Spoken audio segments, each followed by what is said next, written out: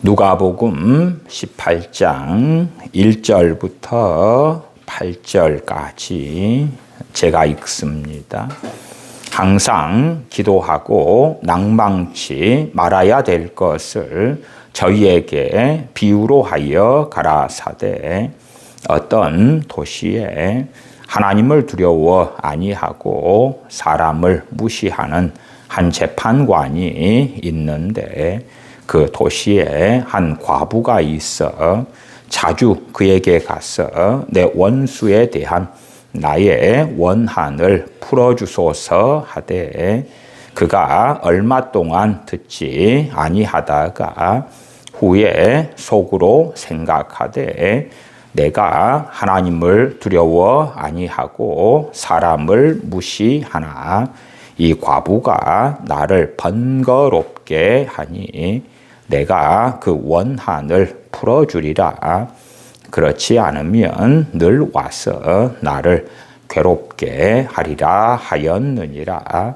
주께서 또 가라사대 불의한 재판관에 말한 것을 들으라.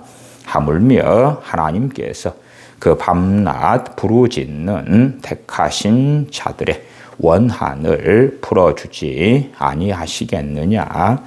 그들에게 오래 참으시겠느냐? 내가 너희에게 이르노니 속히 그 원한을 풀어주시리라.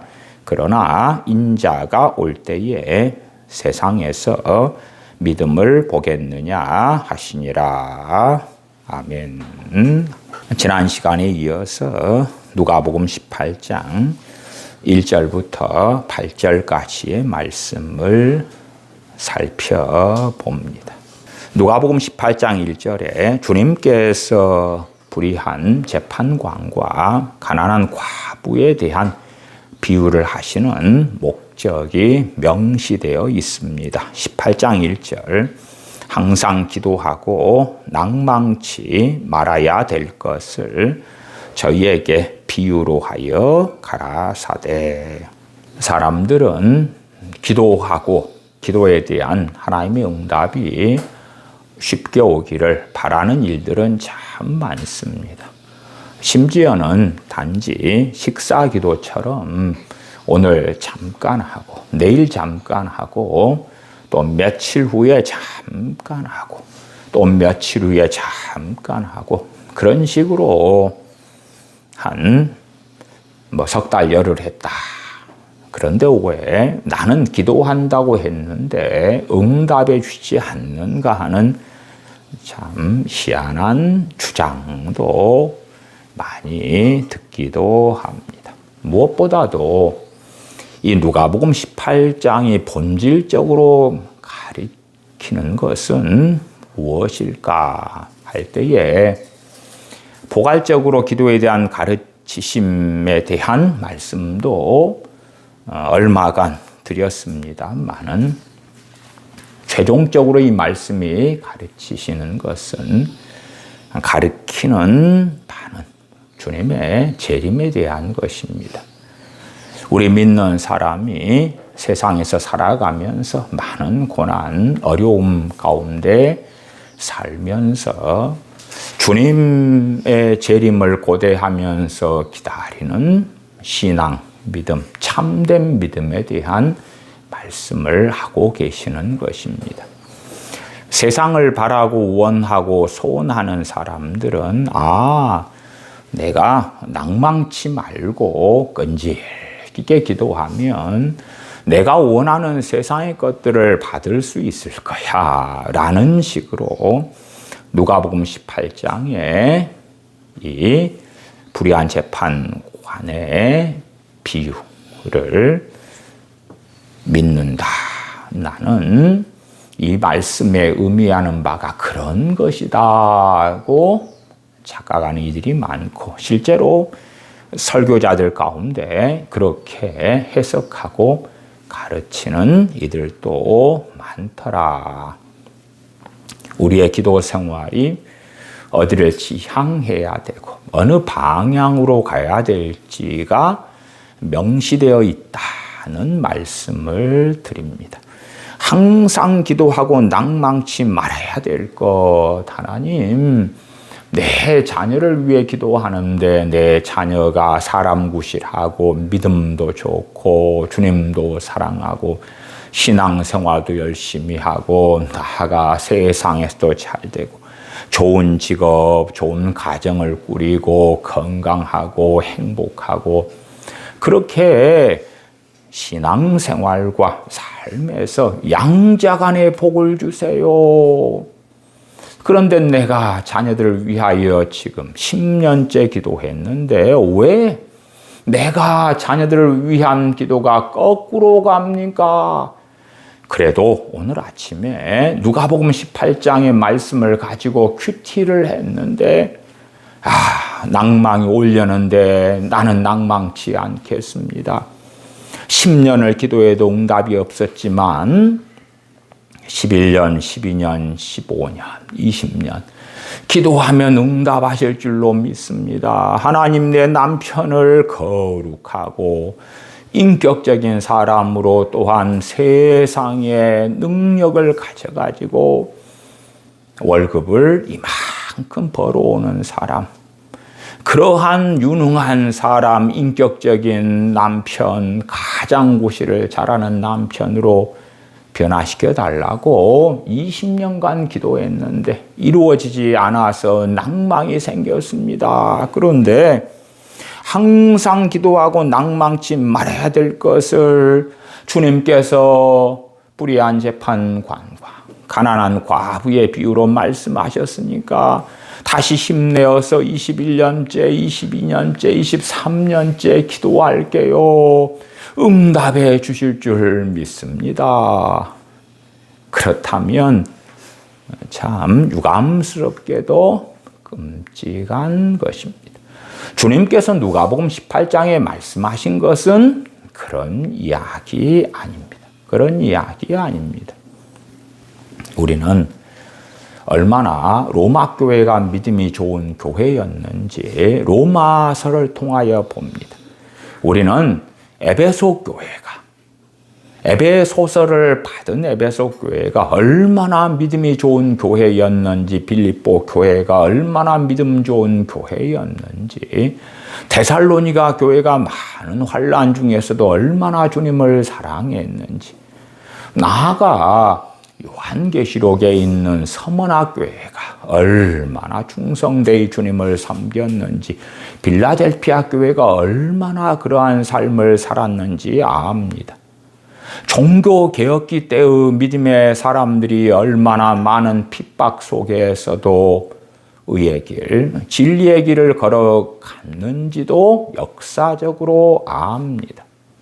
그러면 최소한 우리가 생각할 때에 깨어있고 주님과 동행하고 하나님을 기쁘시게 하고, 그러면 하나님께서 세상에 복도 주신다, 세상에 부귀 영화와 평안도 주신다고 가정한다면 그 누구보다도 성경에 있는 데살로니가 교인들, 빌립보, 에베소 교인들, 서머나 교인들, 그러한 이들이 우리가 상상하는 것보다 더 많은 세상의 영광, 세상의 부귀 영화를 받고 누리다가 천국에 갔어야 합니다. 더군다나 주님의 사도들은 어떻습니까? 주님의 사도들이 얼마나 헌신적이게 주님을 영화롭게 했는가요? 그러면 역사적으로 그 어떠한 사람들보다도 사도들이 세상의 부귀 영화를 누리는 가운데 천국에 들어갔어야 됩니다. 그 누구보다도 기도의 사람들이 누구였습니까? 사도들 아니었습니까? 사도들. 이제 사도 바울은 말씀에 기록합니다. 내가 누구보다도 방언을 더 많이 함으로 하나님께 감사하노라. 방언 기도를 정말 쉼없이 기회가 되는 대로 했던 사도 바울. 그러면 우리가 생각하는 기도와 기도의 응답식으로 생각한다면 사도 바울의 삶 가운데 금덩어리 뚝딱, 은덩어리 뚝딱, 재산, 부동산 그런 것이 거득해야 되지 않습니까? 최근에 전원주 씨가 뉴스에 나왔더라고요. 그분이 언제 금을 사놨는데 그 금값이 너무 올라가지고 수십억을 벌었다고 나옵니다. 또 연예인 중에 누가 금을 1kg 발을 몇 개를 사놨는데 최근만 해도 금 가격이 67%인가 올랐던가 그러잖아요. 그래서 금값이 너무 올라서 돈을 많이 벌었더라. 그러면 사도들은 그보다 더 하나님께서 그냥 천사들을 통해서 금을 몇 달란트씩을 주시는 거예요. 1kg 바가 아니라 한 달란트에 34kg 아닙니까? 34kg 금을 주시는 거예요. 물론 대한민국의 금 가격은 다른 나라들보다 프리미엄이 꽤 비싸서 16% 이상의 프리미엄이 붙었으니까 거품이 꽤 끼었죠. 한국 사람들이 그만큼 이제 금 하니까 그렇습니다만 1억 6천만 원이 넘는 금 가격이다. 그럼 34kg면 얼마입니까 도대체? 그러한 것을 어마어마하게 사도들에게 주시면 사도들이 금을 쪼개서 막 나눠주는 거죠. 너도 1kg 발을 가져라. 너도 1kg 발을 가져라. 그리고 내게 금이 떨어지면 또 기도하면 하나님께서 금 덩어리들을 주실 거야. 그런 생각 가운데서 무수히 많은 크리스천들은 기도에 대한 말씀들을 그렇게 해석하기를 좋아합니다.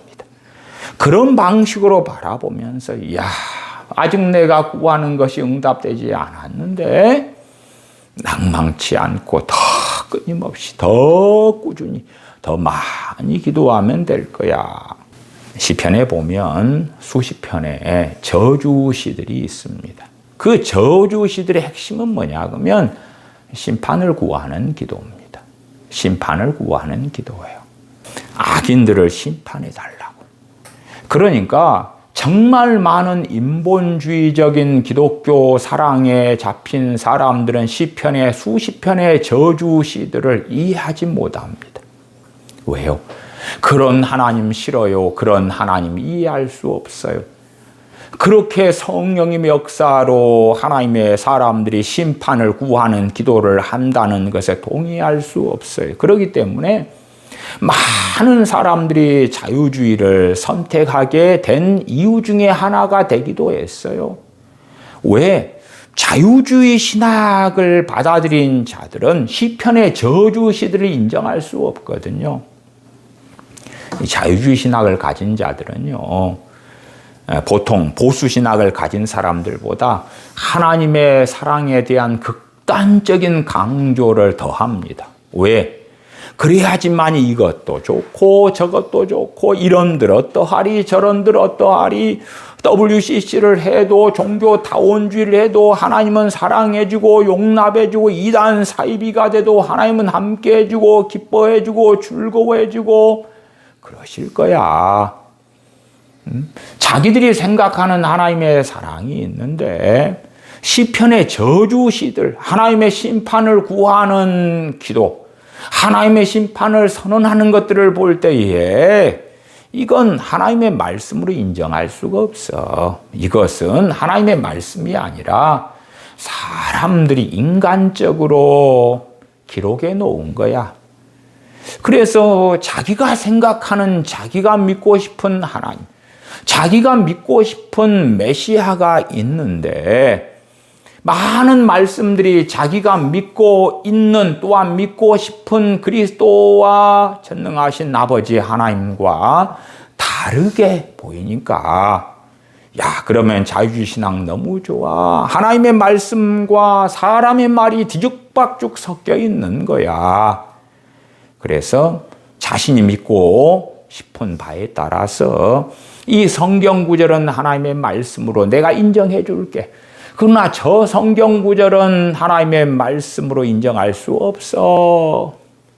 그래 왔던 것이지요. 자유주의 신학을 믿고 따르는 자들은 주님의 부활을 부인합니다. 특별히 어떤 주님의 부활을 부인하냐 그러면 역사 속에 오셔서 주님 죽으시고 부활하신 것. 그런 것들을 부인하는 자들도 많아요. 왜? 그 기적, 이적을 인정하지 않거든요. 성경의 병을 고치고 귀신을 쫓아내고 그건 아니야. 이 과학의 시대에 그런 비과학은 인정할 수 없어. 또한 모세 선지자 때에 하나님께서 홍해를 갈라서 이스라엘 백성을 건너게 하신 것도 그런 건 아니야. 홍해에 아주 그냥 얕은 물가가 있어서 거기를 건너가는 것에 불과한데 홍해가 갈라졌다고 주장하는 거야. 뭐 그런 등등 별 기괴한 자들이 굉장히 많습니다. 오늘 정도 보면 전 세계 인구가 82억 5,590만 명 정도 된 것으로 나와 있습니다. 82억 5,590만 명. 어마어마하지요. 올해 태어난 사람만 1억 1,080만 명이에요. 물론 한 달 지나면 훨씬 더 많아지겠죠. 일주일만 지나도 꽤 많이 올라갑니다. 올해 사망자 수가 현재 5,220만 명. 1년에 5,220만 명 대한민국 인구수 같은 사람들이 죽고 있습니다. 한 해에. 그러면 과연 그들 가운데 몇 명이나 천국에 갈까요? 한 해에 5,220만 명.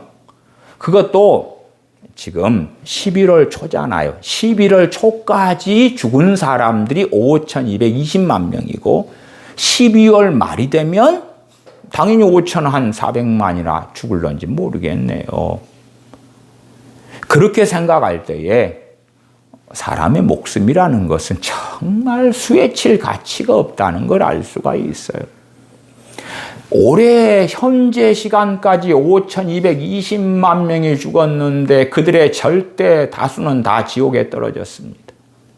하나님께서 그들을 참아주고 계십니까? 주님 믿을 때까지 기다려주시고 생명을 연장해 주십니까? 절대 그렇지 않습니다. 그러면 현재까지 올해 기준으로 할 때에 출생자 수와 사망자 수 그렇게 빼서 올해 순 인구 증가 11월 초인 지금 기준으로요. 순 인구 증가는 5,860만 명이에요. 그러면 이 82억 5,590만 명 가운데 소위 주님의 이름을 부르는 사람들은 몇 명이나 되냐 그럴 때에 주로 22억에서 25억 명으로 이야기해요. 제가 그냥 포괄적으로 주님의 이름을 부른다 그렇게 말했을 때에 로마 가톨릭, 정교회, 성공회 뭐 그런 자들을 다 포함해서 하는 이야기입니다. 그러면 주님의 이름을 불러요. 로마 가톨릭도 삼위일체 하나님을 믿어요. 삼위일체 하나님을. 로마 가톨릭이 12억에서 13억 5천만 명이라고 바티칸 영감 공식 보고서에 나와 있어요. 물론 그건 좀 과장된 수치이기는 해요. 정교회는 2억에서 3억 명, 성공회는 6천만에서 9천만 명. 그 다음에 이제 나머지 크리스천들을 광의적으로 넓은 의미에서의 개신교 그렇게 분류할 때 6억에서 9억 명이에요. 넓은 의미의 개신교 그럴 때는 좀 좁게 말하면 프로테스탄트, 그 다음에 복음주의, 그 다음에 오순절 계통, 또 독립교회. 독립교회는 교단밖에 자기들이 믿고 싶은 신학, 자기들이 믿고 싶은 대로 그냥 교회 중심으로 신앙생활하는 거예요. 그 다음에 일반적으로 복음주의다 그러면은 초교파 식으로 믿는 걸 이야기해요. 어쨌든 이런 걸 다 포괄해 가지고 소위 이단 사이비까지도 상당히 포함시킨 숫자가 6억에서 9억 명이에요. 이것을 넓은 의미의 광의의 의미의 개신교라 그렇게 말해요. 자, 그러면 일단은 차포 떼놓고 6억에서 9억 명이다. 로마 가톨릭 정교회 성공회 빼고.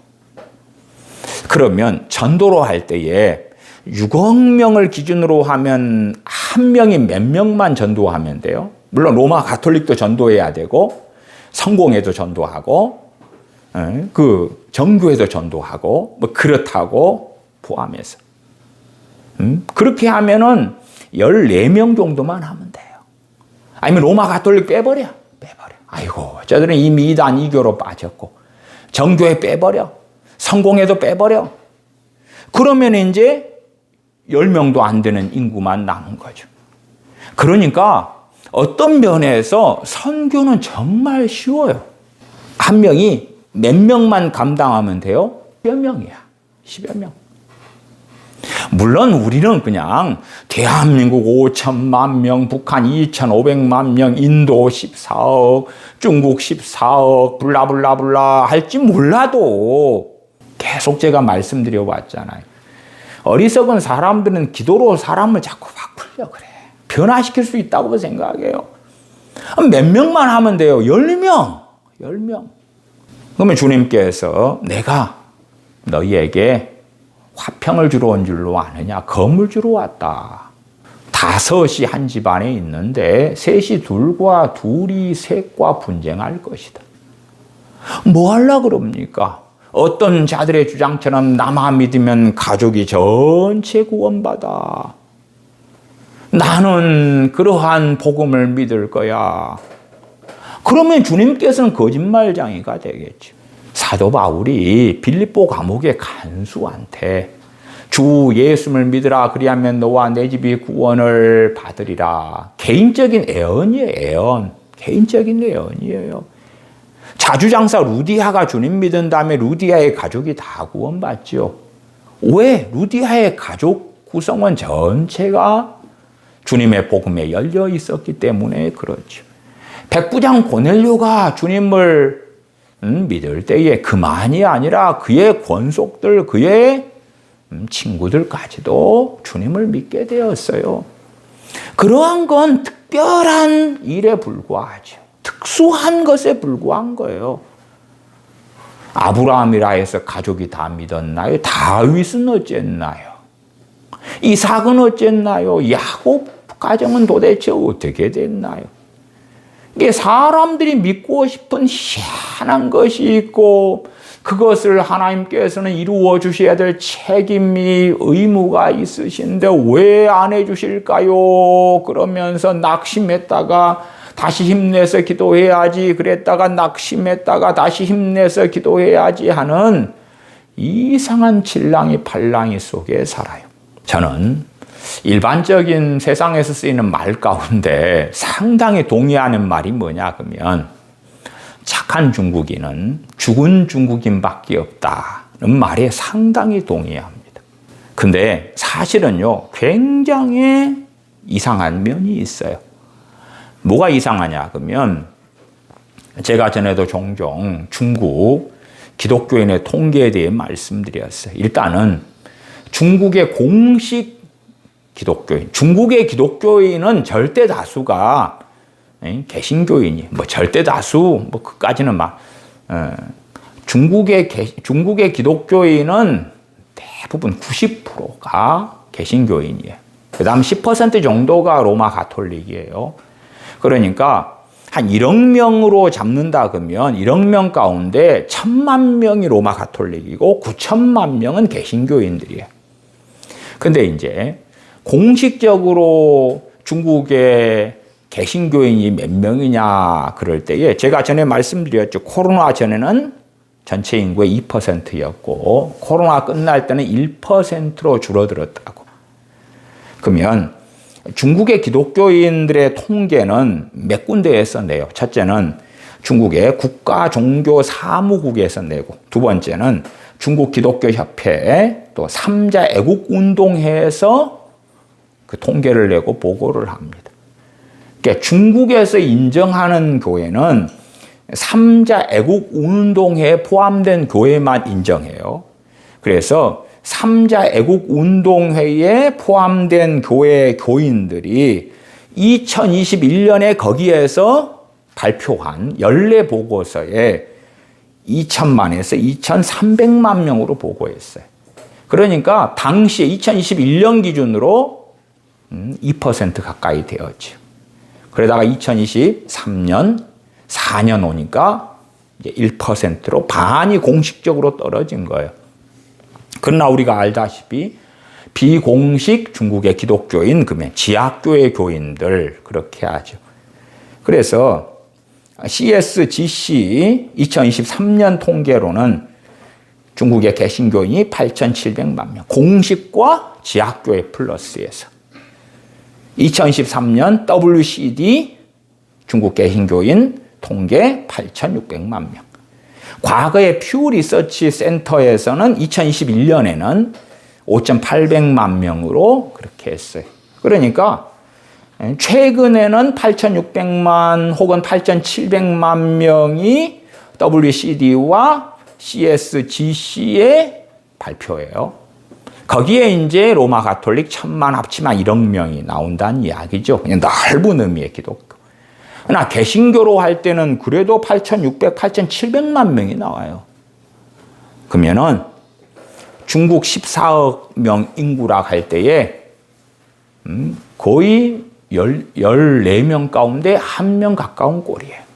그러니까 중국 사람들도 몇 명만 감당하면 돼요. 1인당 14명에서 15명만 감당하면 돼요. 그들의 영혼을 가지고 기도하면 될 거 아니에요. 하나님 바꿔달라고. 착한 중국인이 되게 해달라고. 그러면 착한 중국인이 되려면 중국인들이 다 죽어야지 될까?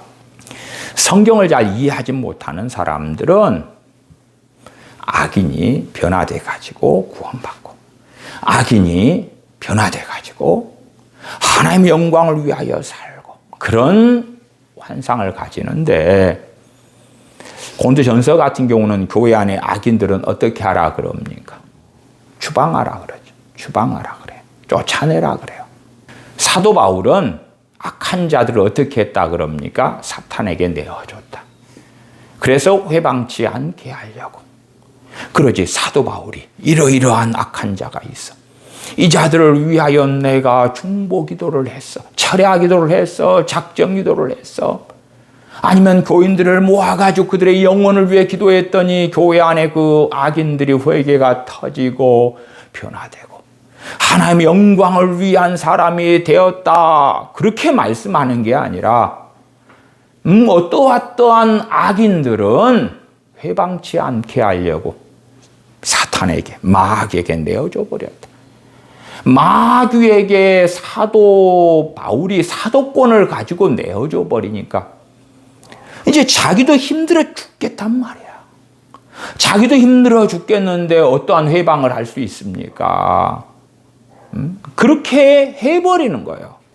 그렇게 악인들을 정리해 가는 거예요.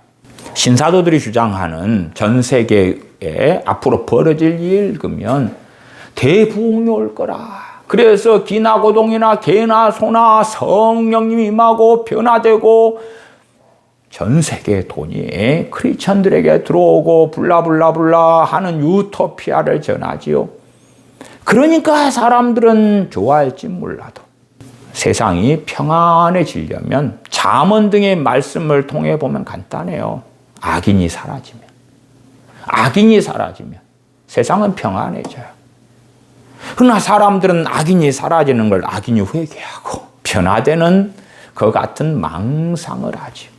로마 황제 네로가 64년에 로마 황제가 됩니다. 64년에 로마 대화제가 있고 그에 대한 누명을 크리스천들에게 뒤집어 씌우면서 심각한 박해를 시작합니다.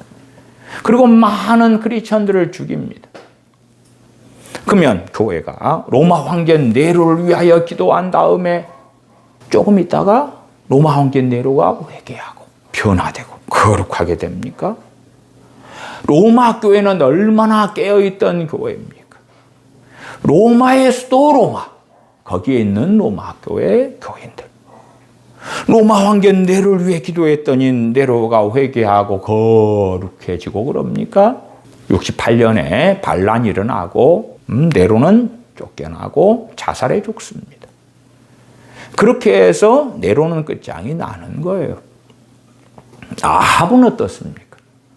엘리야 선지자 때 아합과 이세벨이 있었는데 엘리야 선지자가 아합과 이세벨을 위하여 철하기도 하고 부르짖고 그랬더니 아합과 이세벨이 회개가 터지고 변화되고 그래서 하나님을 영광스럽게 하는 북왕국 이스라엘을 만들었더라 그럽니까? 아니죠. 하나님의 심판이 임하여 비참한 가운데 아합은 죽습니다. 그 다음에야 나라가 평안해져요. 물론 그 다음에 왕이 또 무슨 짓을 할런지는 그 사람에게 메인 이야기죠. 그가 악인일런지 의인일런지 그에 따라 다를 뿐이죠. 악인들이 사라져야지만이 세상은 평화로워질 수 있는 거예요. 그게 가정이든 국가든 민족이든 회사든 위에서 회사 오너 되는 사람들이 회사가 법인인데 계속 법인에 있는 돈들을 도둑질하고 돌라먹고 그러면 윗물이 막지 않으니까 아랫물도 점점점 더러워져 갈 수밖에 없는 거죠. 그럼 그러한 악인들이 정리가 돼야지 회사가 깨끗해질 수 있을런지 모르지요. 그러나 사람들은 그런 걸 원치 않습니다. 자기들이 생각하는 이상향이 있는 거예요. 하나님 악인도 하나님이 바꿔주셔야 돼요. 하나님의 사전에서는 심판은 제거해 주셔야 돼요. 없애 주셔야 돼요. 제가 얼마 전에 넓은 의미의 개신교인 그럴 때 6억에서 9억 명이다 그랬어요. 그러면 10명 안에는 개신교인이 있어요? 없어요? 있어요. 10명 안에는. 한 가족, 부모 형제까지 하면 그 가운데 크리스천이 있어요? 없어요? 있어요. 있어. 대한민국의 현재 크리스천 인구가 16점 몇 프로가 나옵니다. 20%에서 많이 떨어졌지요. 그래도 16점 몇 퍼센트, 그러면은 한 6, 7명 가운데 한 명이 크리스천이에요. 대한민국의 경우로 한다면. 전 세계로 한다면 로마 가톨릭 정교회 이런 거 빼고, 개신교회는 그래도 10명, 10서너 명, 그 가운데 한 명이 있단 말이에요. 그러면 자기 혼자 한 10년 기도하고, 항상 기도하고 낭망치 말아야 될 것을 비유로 하여 가라스 때 기도해가지고 바꿔 변화. 야, 나라 민족까지 기도할 필요도 없어요.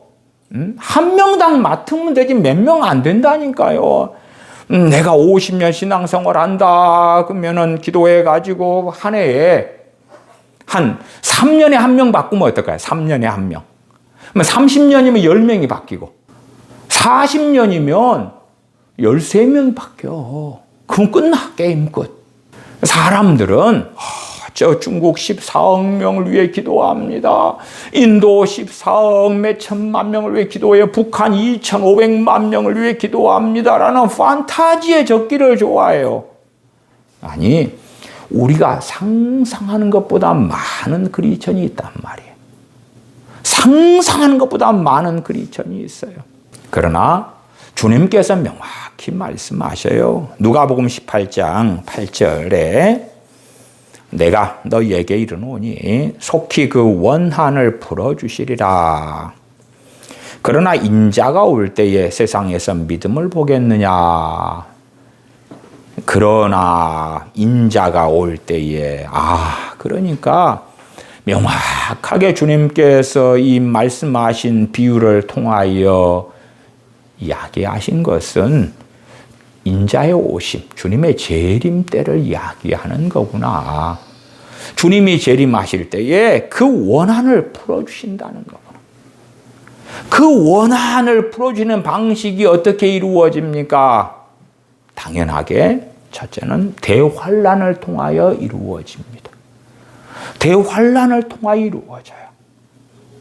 어떤 어리석은 사람들은 예수님을 믿는 사람들도 대환란을 통과할 거라고 착각합니다.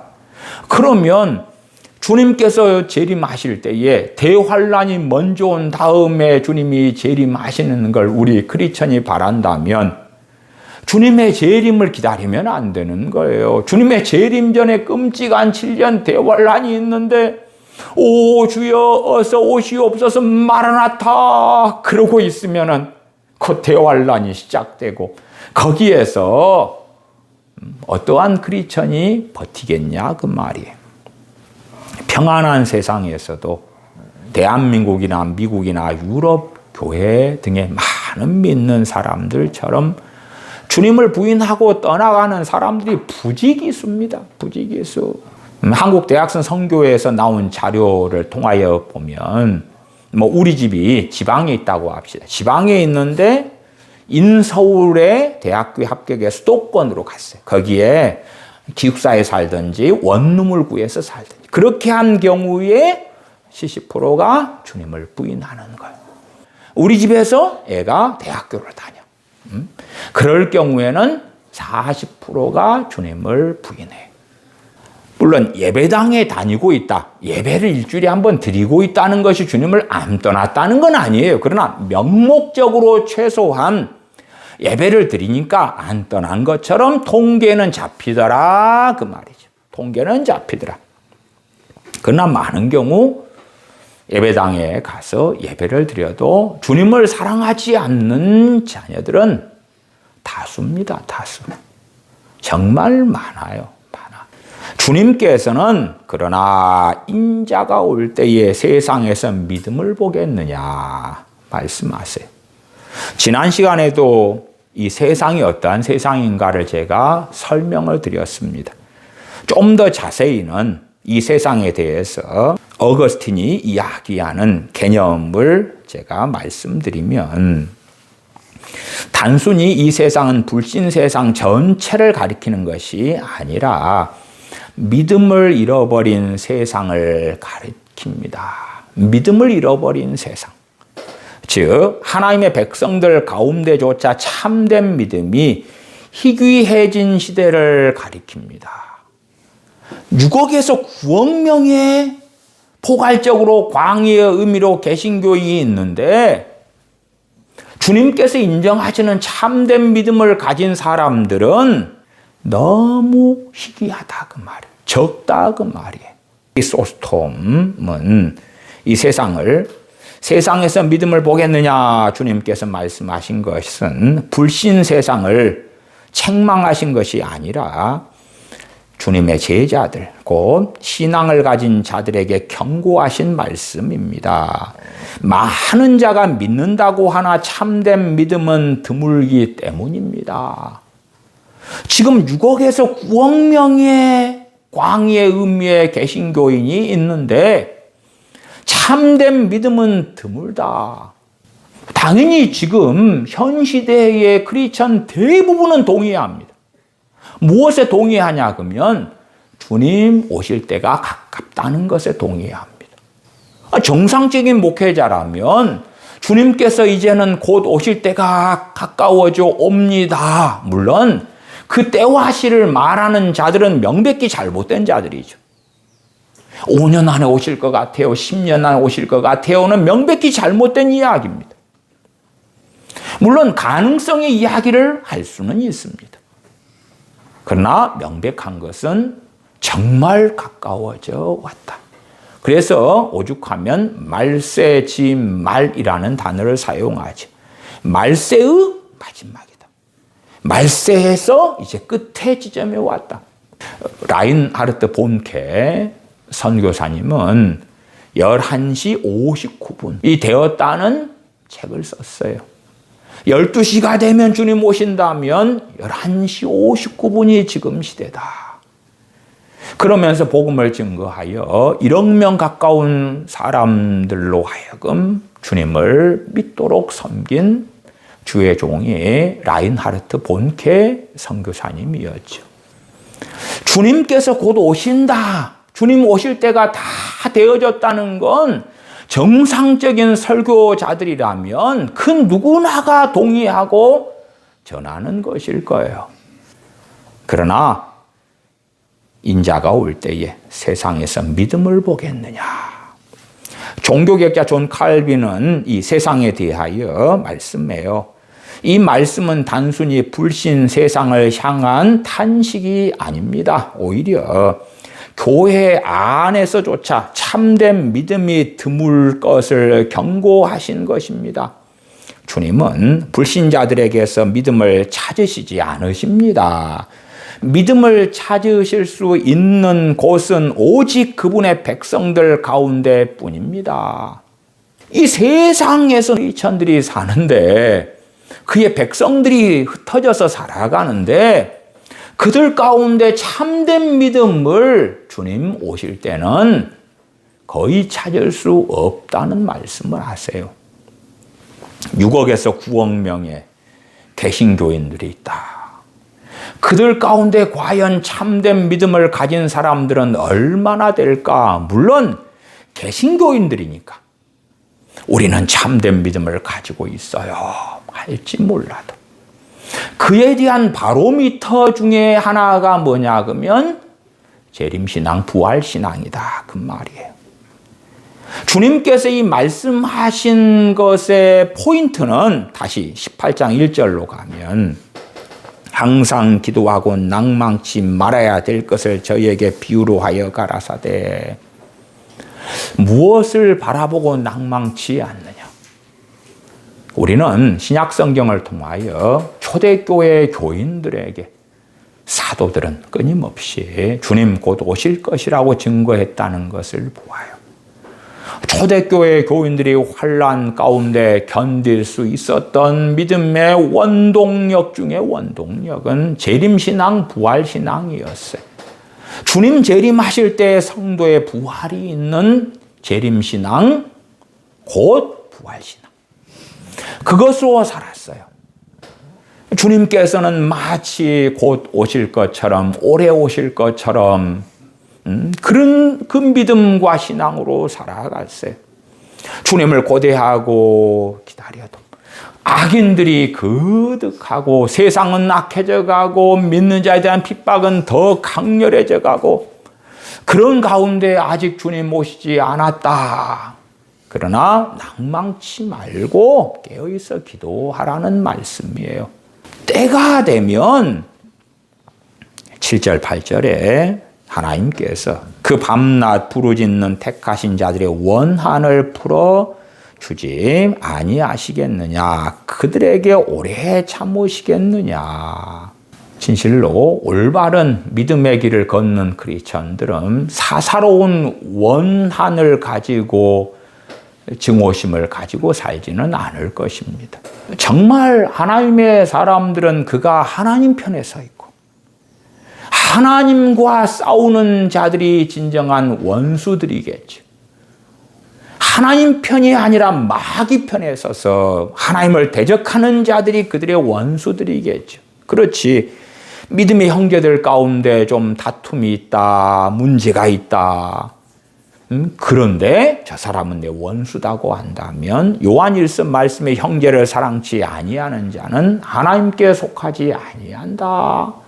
는 말씀을 들을 수밖에 없겠지요. 나는 하나님을 영화롭게 하고 의의 길, 진리의 길을 걸어가니까 하나님의 대적자, 하나님의 원수로 행하는 자들, 그런 자들이 자기에게도 원수일 거고 하나님 언제 복수해 주십니까? 언제 원수를 갚아주십니까? 언제 심판하십니까? 언제 이 약한 세상 하나님을 대적하는 자들에 대하여 진노하시겠습니까? 하나님께서 그 밤낮 부르짖는 택하신 자들의 원한을 풀어주시리라. 어리석은 사람들은 원한을 풀어주신다 그러니까 세상의 한, 못 가진 한, 명품도 못 가지고 좋은 아파트에 못 살고 가난하고 그런 한을 풀어주신다라고 착각할지 몰라도 원한의 원한, 원수에 대한 원한을 풀어주는 것. 북한에 김정은이가 있다고 합시다. 원한을 풀어주는 것이 북한 지하교회 교인들 입장에서 김정은은 지금보다 더 행복해지는 거예요. 더 평안해지는 거예요. 더 잘 나가는 거예요. 그러면서 자기들도 잘 되고 신앙의 자유를 얻고. 그런 게 아니지요. 아니요. 내 가족이 살인마에게 죽임을 당했는데 원한을 풀어달라고 재판을 하는데 그 살인마가 석방되고 심지어는 그 살인마가 석방되면서 국가에서 돈을 몇십억을 해주고 좋은 집을 얻게 되고 그게 원한을 풀어주시는 겁니까? 아니지요. 말도 안 되는 황당한 거죠. 그러니까 마치 굉장히 많은 자유주의자들이 말하는 것 같은 헛소리를 또한 헛된 믿음을 많은 크리스천들이 가져요. 좋은 게 좋은 거잖아요. 저 악인들도 변화되고 구원받고 저들도 함께 어우러져서 화평하게 평화롭게 함께 살아가는 세상 너무 좋아요. 전 세계 사람들이 구원받고 성령 충만받고 손에 손잡고 위하더 월드 살아가는 세상 너무너무 좋아요. 그러니까 시편에 하나님의 심판을 구하는 저주시들에 대하여 이해할 수가 없는 거예요. 요한계시록 6장에는 어린 양 되신 주님께서 친히 7 인봉을 떼시는 게 나와 있어요. 주님께서 7 인봉을 떼실 때에 특별히 두 번째 인봉부터는 이 지구상에 거하는 자들에게 끔찍한 재난이 일어납니다. 그렇지 주님께서 인봉을 떼시니까 첫째 인봉 떼시니까 악한 자들이 다 변화되고 두 번째 인봉을 떼시니까 가난한 자들이 다 부자가 되고 세 번째 인봉을 떼시니까 병든 자들은 다 치유가 되고 네 번째 인봉을 떼시니까 인물이 미출인 사람들이 자고 났던 미남 미녀로 변신하고 뭐 그럽니까?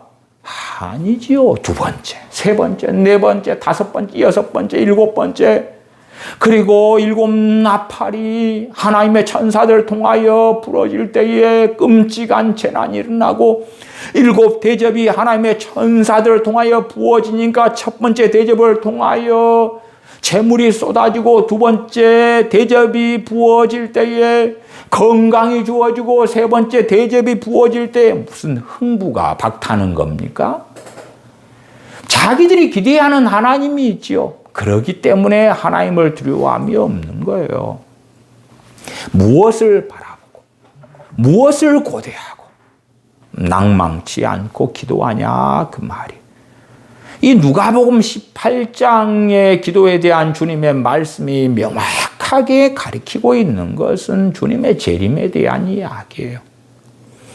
누가복음 21장을 봐보십시다. 21장 34절부터 보십시다. 누가복음 21장 34절부터 너희는 스스로 조심하라. 그렇지 않으면 방탕함과 술 취함과 생활의 염려로 마음이 둔하여지고 뜻밖의 그날이 덕과 같이 너희에게 임하리라. 이날은 온 지구상에 거하는 모든 사람에게 임하리라. 어떤 날입니까? 온 지구상에 거하는 자들을 심판하시는 그날 대환란이 시작되는 것이지요. 방탕함 속에서 왜 살아갑니까? 최소한 어느 정도 이상의 경제적인 여유가 있기 때문에 그렇죠. 그래서 뭐 남자들 세계에서는 그런 말도 있어요. 남자가 돈이 있으면 계집질한다. 뭐 그런 이야기도 있어요. 물론 세상 사람들에 대한 이야기고 다 옳은 이야기는 아닙니다만은 내가 지금 먹고 살 것도 없는데 남자가 바람 피고 살기가 쉽겠어요? 바람을 피려면 여자한테 돈을 투자해야 되고 뭐 명품 가방이라도 목걸이 반지 뭐라도 사서 바쳐야지 여자가 좋아하지. 경제적인 여유가 있고 뭔가 이상이 있으니까 생존의 때를 벗어나니까 방탕이 가능한 거지요.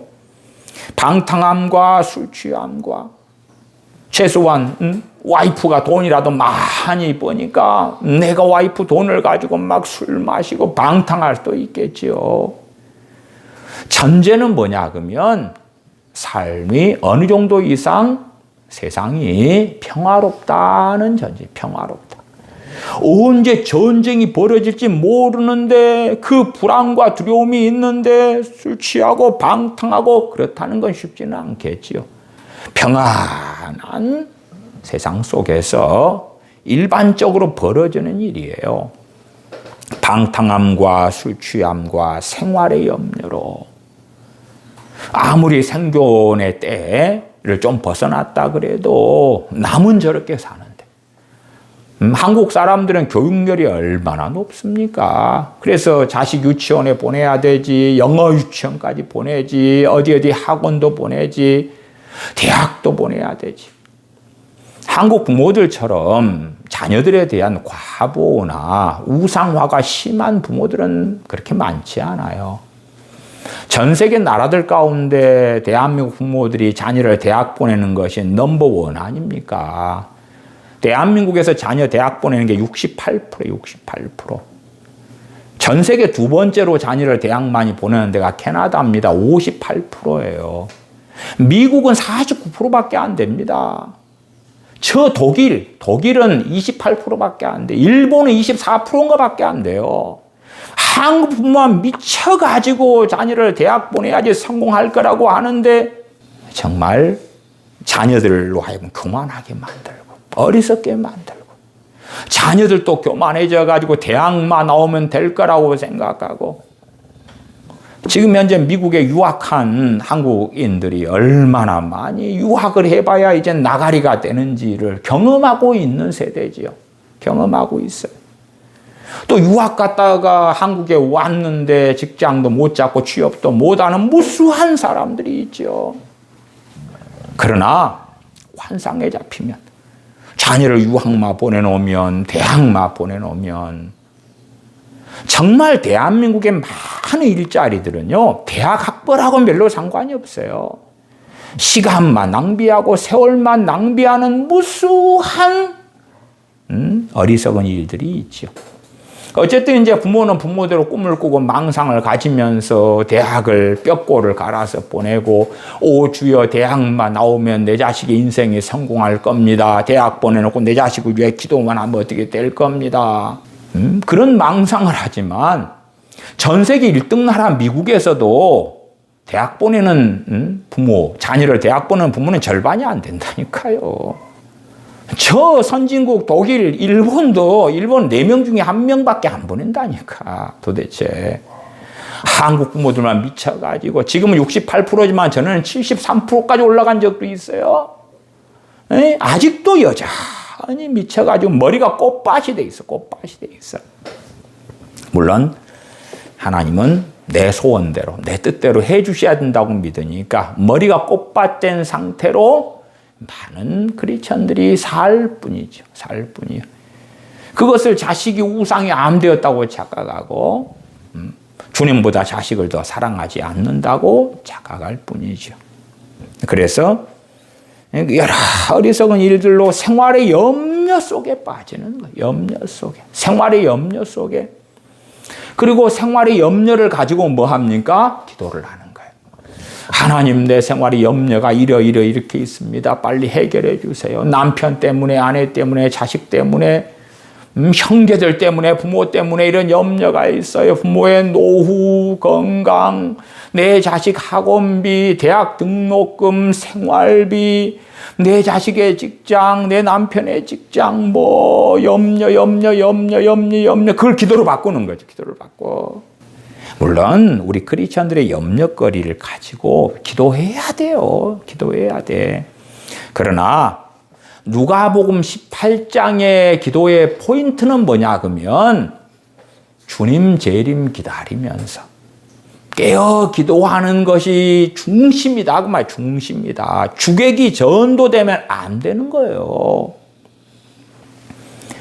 자식이 치킨이 먹고 싶어서 아빠 퇴근하실 때 치킨 좀 사오세요.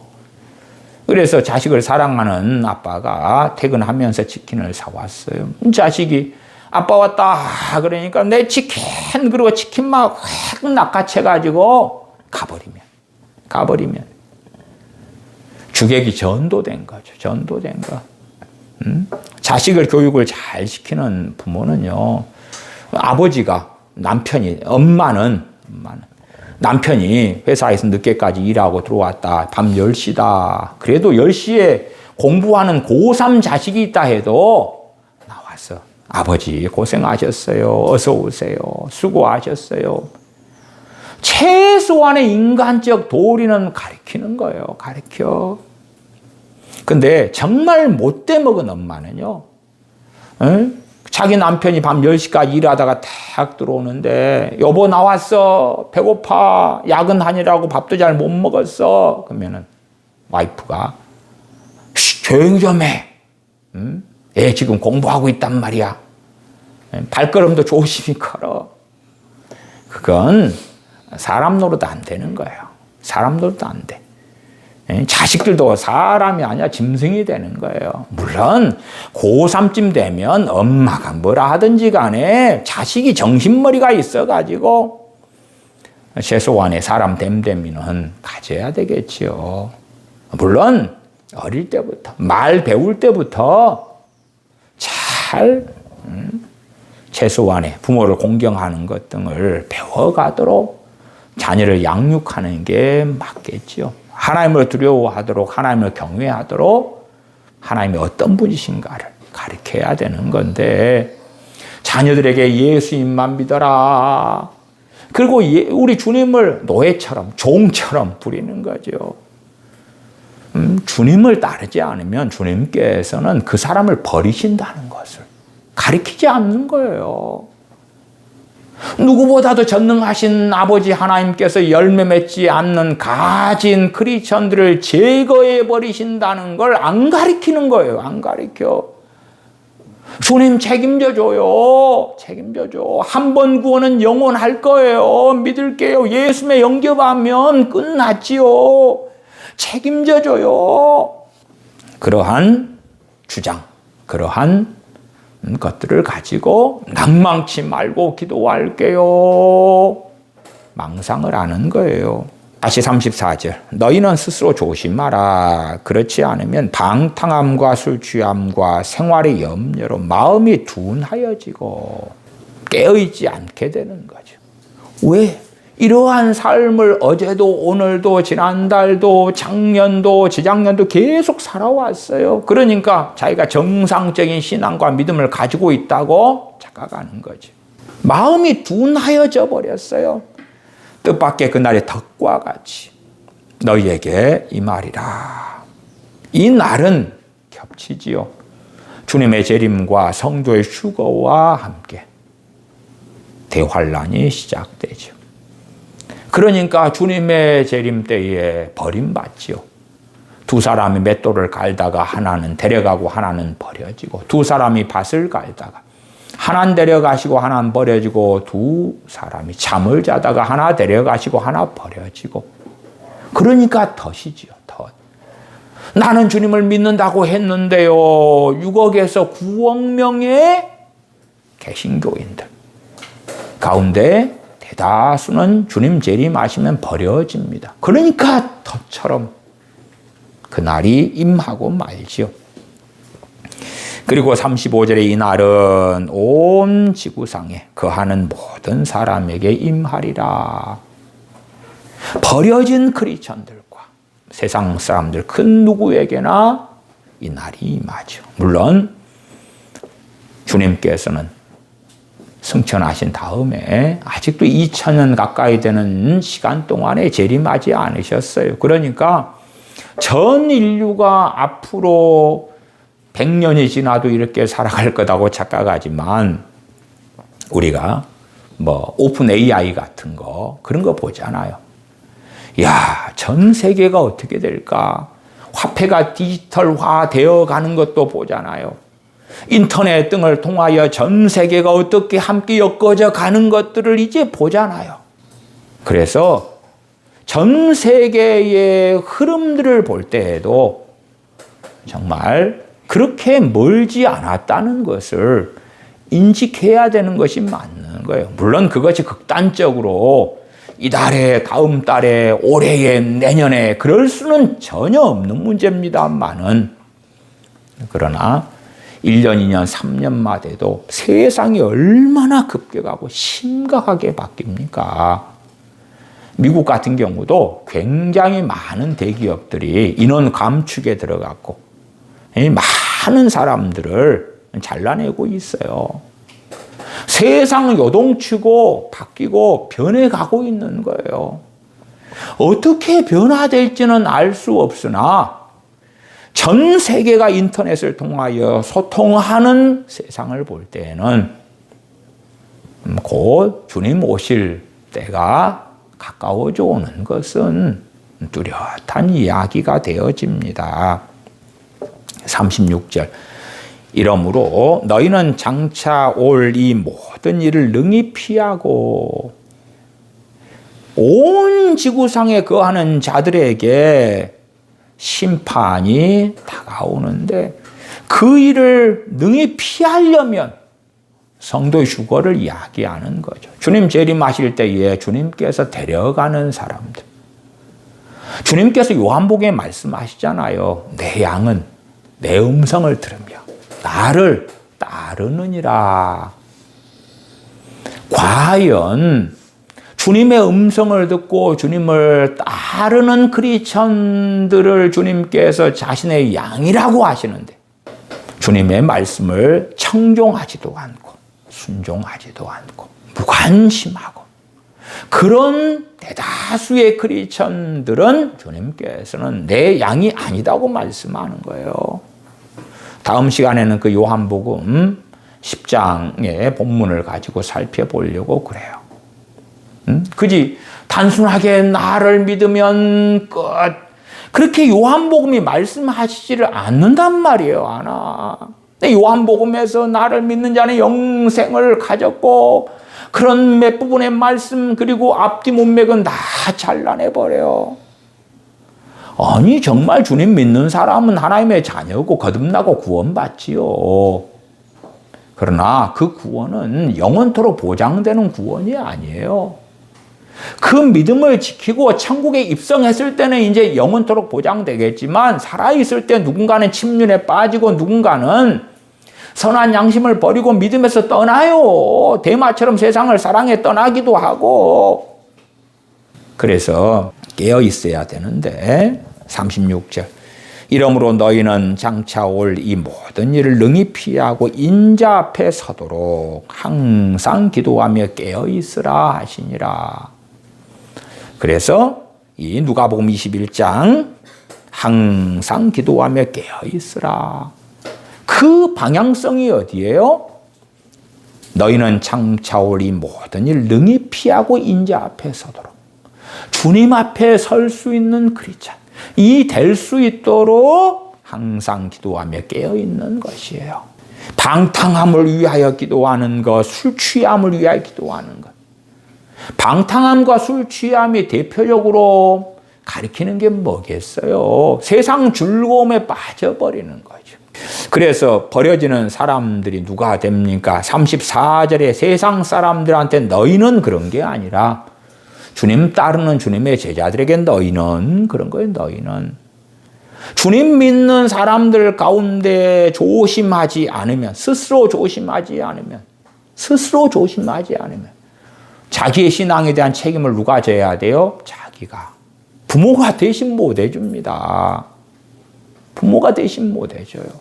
아이가 태어난 다음에 엄마가 젖을 먹이든지 분유를 먹일 때도 먹여는 주지만 쭉쭉 빨고 먹어야 되는 건 누가 해야 돼요?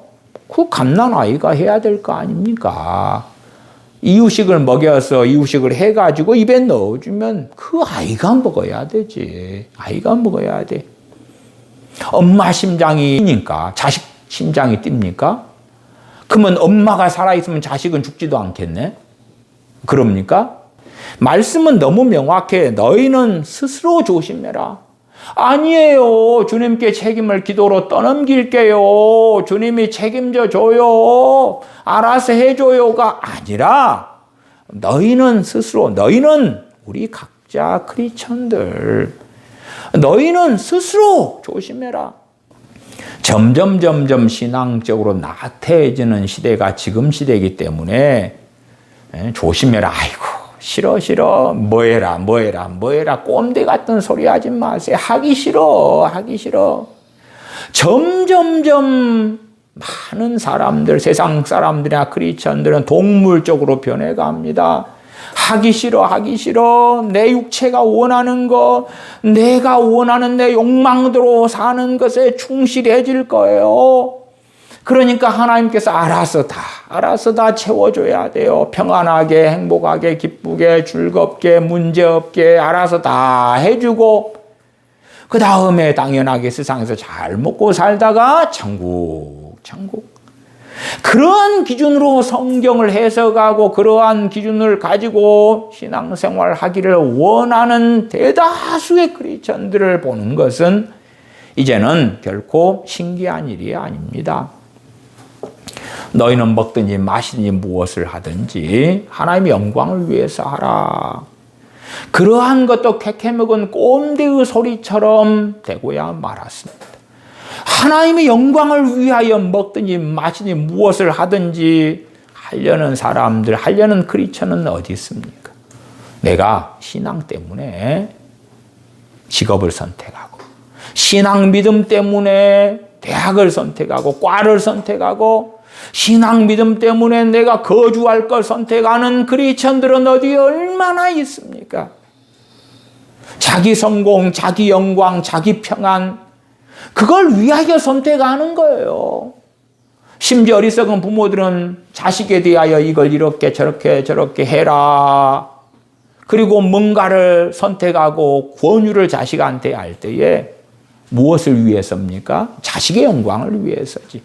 그리고 하나님께 기도하는 거예요. 하나님, 이것이 보기에 내 자식에게 가장 좋은 길로 보입니다. 그러니까 이 문을 열어주세요. 이 길을 걷게 해주세요. 이 길을 걷는데 필요한 돈을 다 주세요. 그러는 거예요. 그러는 거.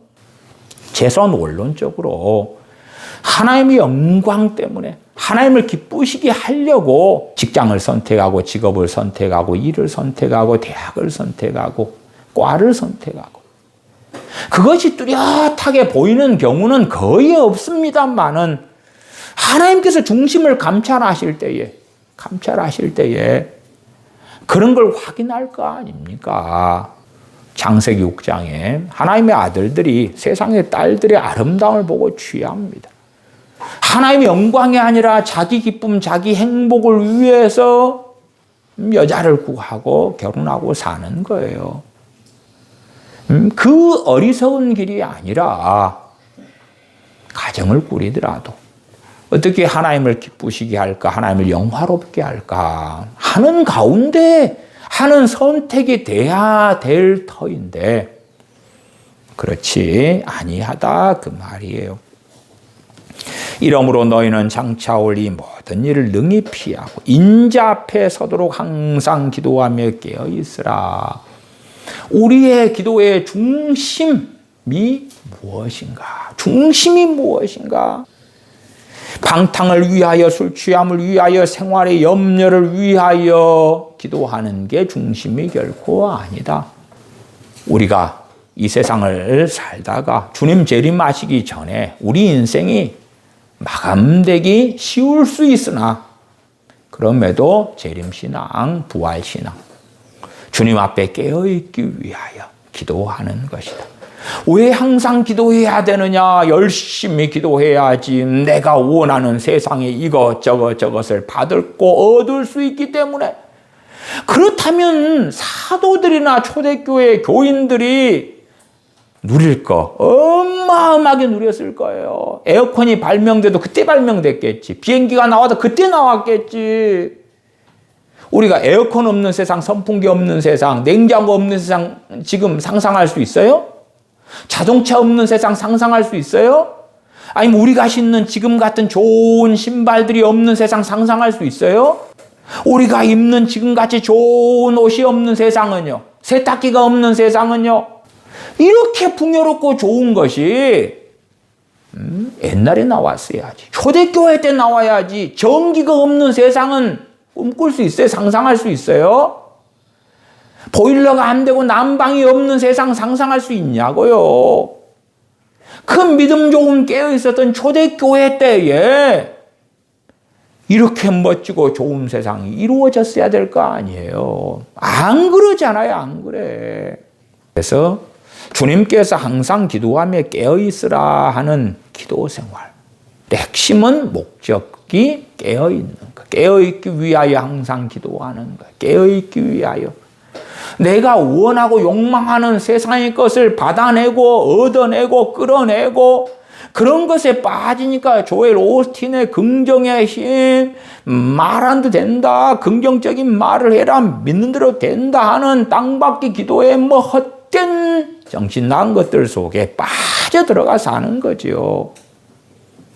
재림신앙, 주님 재림하실 때 성도의 부활이 있음에 부활신앙, 주님 앞에 설 수 있도록, 인자 앞에 설 수 있도록. 그러지 상관없어. 나는 세상 사랑하고 방탕 속에, 술 취함 속에, 세상 즐거움 속에 이것을 먹고 이것을 마시고 호캉스를 하고 여행을 하고 이걸 누리고 저걸 누리고 이러한 명품 저런 옷을 사고 그러한 것 속에 나는 살기 위하여 기도할 거야가 아니라 주님께서 오늘, 내일, 올해, 내년에 오시는 것처럼 예비하고 깨어 있어야 한다 그 말이에요. 그 신앙과 믿음 때문에 항상 기도하는 거예요. 항상 기도하는 거예요. 기도 생활을 많이 하면 세상에 이것저것 저것을 받기 때문에가 아니고 주님 앞에 설 수 있도록.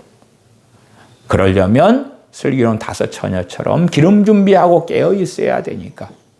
그래서 항상 기도하는 거예요. 그리고 다시 누가복음 18장으로 가시면 7절 8절 하물며 하나님께서 그 밤낮 부르짖는 택하신 자들의 원한을 풀어주지 아니하시겠느냐. 악인들이 많아지면 세상은 살기 어려워집니다. 사기치고 거짓말하고 도적질하고 이간질하고 미워하고 증오하고 빼앗고 강탈하고 약탈하고 전쟁을 일으키고 사기를 치고 그런 악한 자들이 점점점 많아져 갈 때에 어느 때에 주님 오시는 거예요. 그때 되니까 크리스천들은 많은 것처럼 보여도 참된 믿음을 가진 사람들은 찾아보기가 너무 희소하다 그 말이에요. 너무 드물다 그 말이에요. 제가 앞에 중국의 개신교인들 이야기했잖아요. 8,600만, 8,700만 그런 자료가 2023년에 나왔는데 그 개신교인들이 깨끗하고 거룩하고 정결하고 아름답습니까? 아니에요. 똑같다니까 똑같아. 지금은 모르겠습니다만 한참 보따리 장사 많고 중국하고 무역 많이 하고 그럴 때는요. 중국의 기독교인들 하는 자들이요. 한국 목사님들, 한국 선교사님들을 홀겨가지고 얼마나 사기를 많이 쳤는지 몰라요. 나는 중국의 지하교회 장로입니다. 나는 뭡니다. 나는 크리스천입니다. 그걸 이용해가지고 얼마나 많은 선교사님들이 그들에게 사기당했는지 몰라요. 제가 아는 목사님도 지하교회 장로 한 사람이 찾아와가지고 목사님 중국에 와서 선교하세요. 이렇게 준비가 되고 교인들이 이렇게 모이고 어쩌고 저쩌고 해요. 그래 제가 그 아는 노예 목사님께 가지 마세요. 가면 큰일 납니다. 그랬더니 그래도 그 지하교회 장로한테 속아가지고 가가지고 계산 날리고 다 날렸어요. 몇 년 뒤에 저한테 연락이 와서 목사님 돌아왔어요. 목사님 말이 맞았어요. 근데 제가 부끄러우니까 노예 목사님들한테는 제가 돌아왔다고 이야기하지 말아주세요. 사기당하고 다 날렸어요. 그런 일들이 비일비재했어요. 착한 중국인은 죽은 중국인밖에 없어. 물론 세상 말인데요. 주님이 오실 때에 내가 올 때에 세상에서 믿음을 보겠느냐. 그 세상 믿음을 찾는 세상은 불신자에게서 믿음을 주님은 찾지 않아요. 세상에 살고 있는 크리스천들 교회들에서 믿음을 찾는데 주님께서 원하시는 진짜 믿음, 리얼 믿음, 참된 믿음은 거의 없다. 그 말이에요. 거의 없다. 우리가 얼마나 많은 크리스천들이 병들어가고 잘못된 길을 걸어가고 깨어있지 않고 어리석어지는지. 그걸 점점점 보잖아요. 우리가 미국 교회 같은 것만 해도 미국 교회, 미국 성공회, 동성애로 지인증 넘어갔지, 미국 감리회 지인장 넘어갔지, 미국의 많은 교단 교파들이 동성애 목사를 세우고, 동성애 감독을 세우고, 동성애자 주례하고, 동성애자 주례하는데 과거에 미국 감리회는요, 자유를 줬어요. 내가. 선택의 자유가 있어. 하기 싫으면 안 해도 돼. 그랬다가 이제 자유 박탈. 반드시 해야 돼. 안 하면 나가. 그런 식으로 바뀌어가고 있는 거예요. 급속도로 바뀌어가고 있는 거예요.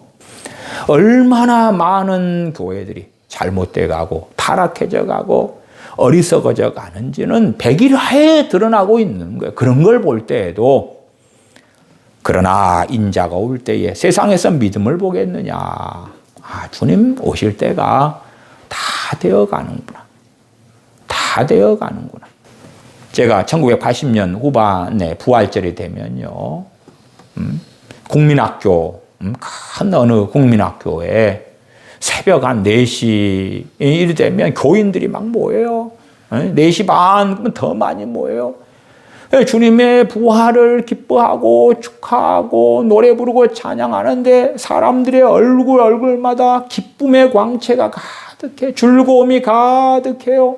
저는 어쨌든 주님을 영접하고 믿었을 때가 87년이니까 이제 87년 주님 믿은 다음에는 계속 부활절 예배에 참석했을 거 아니에요.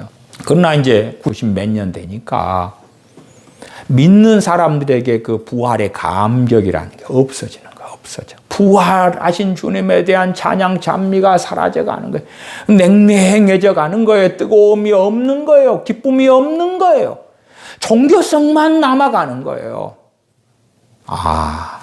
이제는 냉랭해지고 차갑지도 않고 더웁지도 않고 미지근하여 주님께서 토하여 내쳐버리겠다 하는 것으로 바뀌어져 가는 거예요.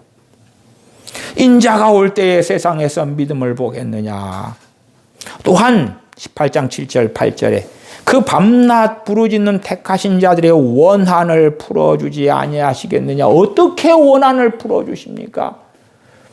세상의 악인들을 다 징벌하시는 것이 주님 재림하실 때에 성도의 휴거가 있고 온 지구상에 거하는 자들에게 하나님의 진노가 쏟아부어지는 거죠. 교회 안에라고 합시다. 교회 안에서 이간질하고 사기치고 미워하고 증오하고 그렇게 살아가는 크리스천들이 있다고 합시다. 마치 고린도 교회에서 추방해 버리라고 사도 바울을 통하여 증거한 교회 안의 악인들.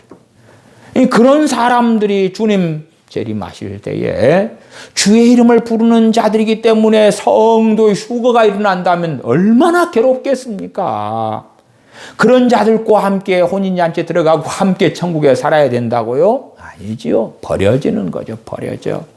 그런 자들에게도 원한을 풀어주시는 거예요. 풀어주시는 게 뭡니까? 그들은 대환란에 남겨지는 거예요. 하물며 세상에 악한 정치인들, 세상에 악한 자들이 남겨지지요. 남겨져. 오래 참지 않으신다고 말씀해요.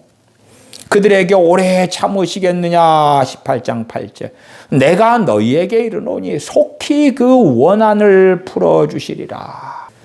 그러면서 그러나 인자가 올 때에 주님의 재림 이야기를 하시는 거 보니까 이 원한을 풀어주고 갚아주시는 핵심 포인트는 하나님께서 지구상에 거하는 자들을 심판하시는 대환란의 이야기구나 이게. 물론 적용적으로는 더 넓게 폭넓게 다룰 수 있는 본문이 되지만 그럼에도 더 협의적으로 직접적으로는 원한을 풀어주시는 것이 지구상에 거하는 자들을 심판하시는 거구나.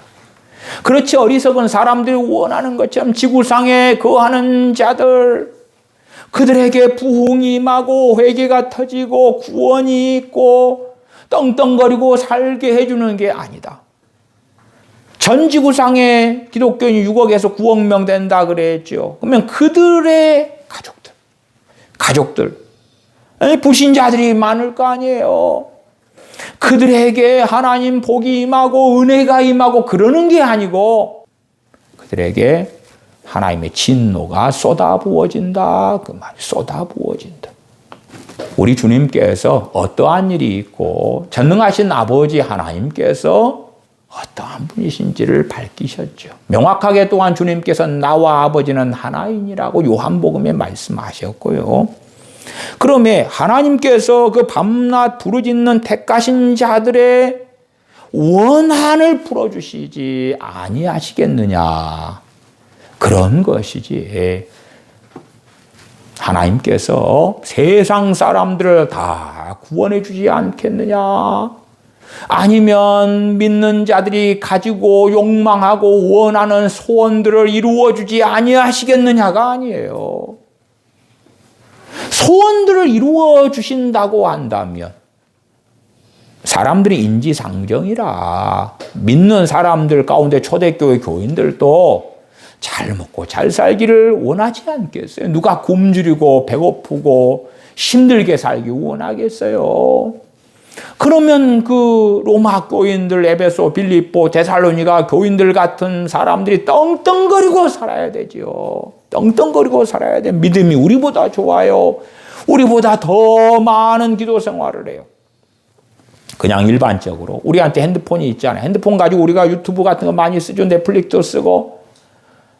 그러면 초대교회 교인들은 그게 없어요. 그게 없으니까 그만큼 기도할 수 있고 그만큼 찬양할 수 있겠죠.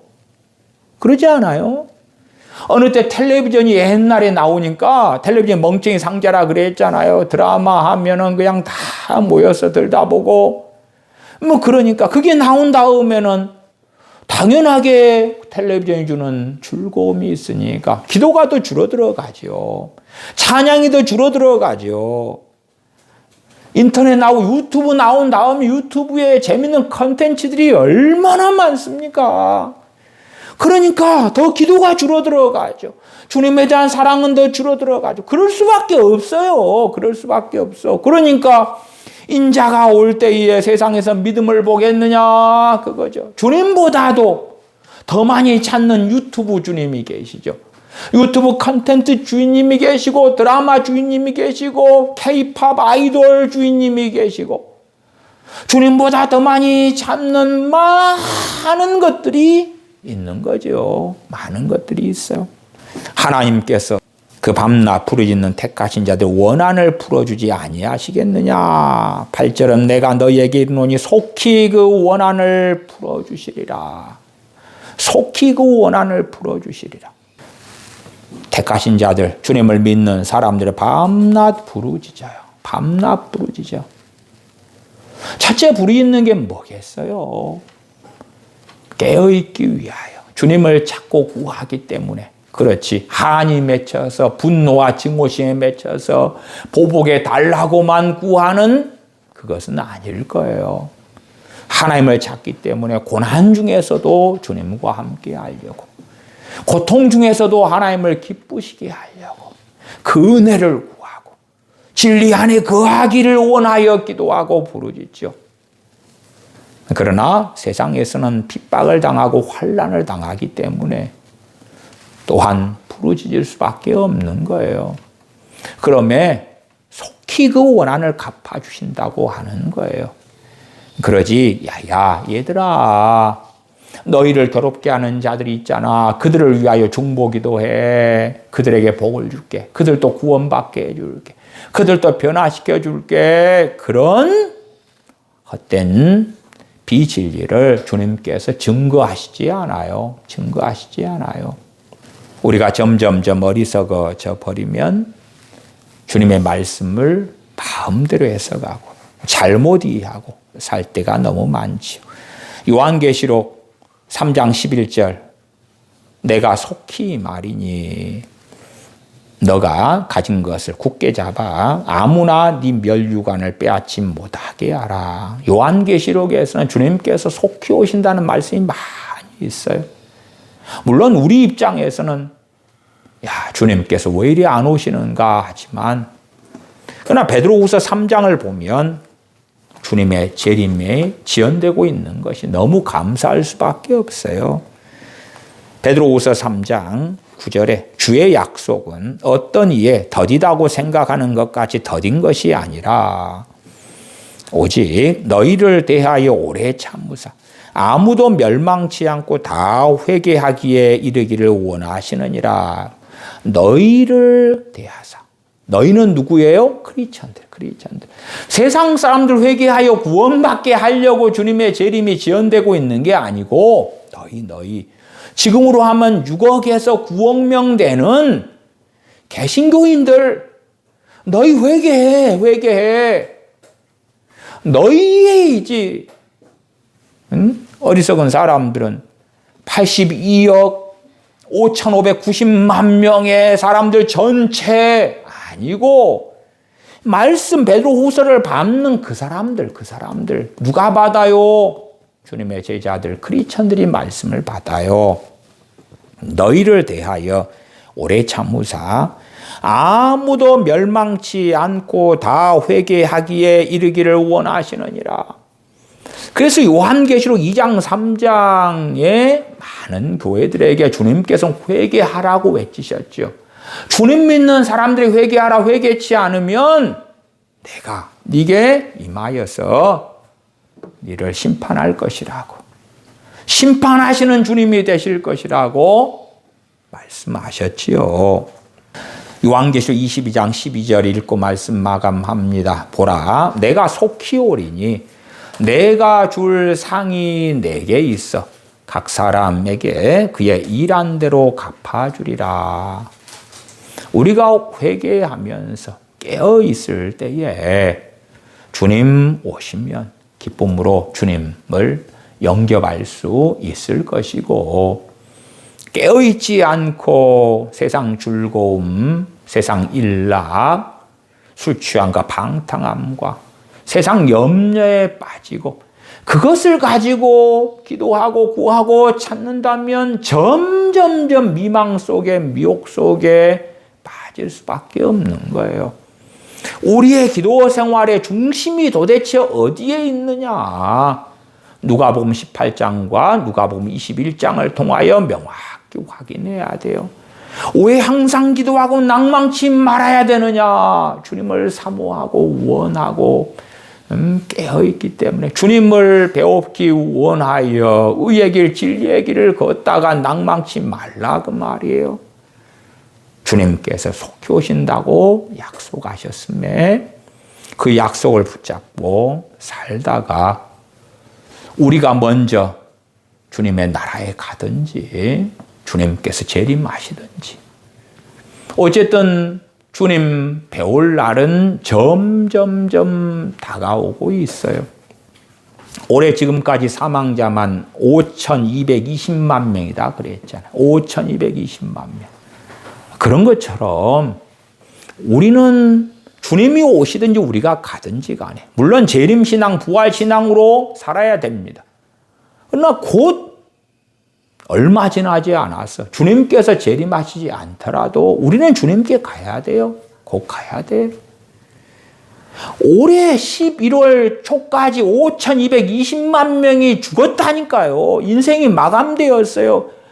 대한민국 인구보다 더 많은 사람이 죽었다니까요. 전 세계에서 올해. 그러지 전 세계에서 올해 죽은 사람이 뭐 10,000명 될 것 같아요? 10만 명 될 것 같아요? 100만 명밖에 안 될 것 같아요? 1,000만 명도 넘고 5,000만 명도 넘고 5,220만 명이고 12월 말 되면은 5,000 몇백만 명일 거예요. 내년은 또 인구가 많아지니까 그 이상이 죽겠죠. 내후년은 더 많이 죽을 거예요. 더 많이 죽어. 물론 출생자도, 태어난 사람도 더 많을 거고, 이 사람들이 먹을 게 어디 있어요. 올해만 순인구 증가가 11월 초 기준으로 5,860만 명인데 이 사람들은 뭘 먹을까? 뭘 먹어? 뭘 마실까? 물론 부잣집에 태어나서 이것저것 집도 사주고 자동차도 사주고 그럴 집에 태어나면 몰라도 대부분의 사람들은 가난한 집에서 태어나거든요. 그럼 뭘 어떻게 해? 점점점 욕망은 커지고 노력하지 않고 수고하지 않고 땀 흘리지 않고 살아가려는 세대가 되었는데 원망하고 시기하고 질투하고 그러면서 입만 벌리면서 하늘을 향하여 있는 세태 속에서 점점점 세상은 악해져 갈 수밖에 없는 거예요. 기도하겠습니다. 아버지 하나님, 저희가 주님의 재림을 사모하면서 주님을 배우기 위하여 항상 기도하며 깨어 있는 삶을 살도록 저희를 긍휼히 여겨 주시옵소서. 세상 일 때문에 낭망하여 기도하고 구하는 어리석은 사람들이 아니라 주의 일 때문에 의의 길 진리의 길을 걷기 위하여 전능하신 아버지 하나님을 기쁘시게 하기 위하여 영화롭게 하기 위하여 기도하고 구하는 사람들, 그렇게 전능하신 아버지 하나님 앞에 살다가 주님 앞에 기쁨으로 서게 도와주시옵소서. 우리 주 예수님의 이름으로 기도하옵나이다. 아멘.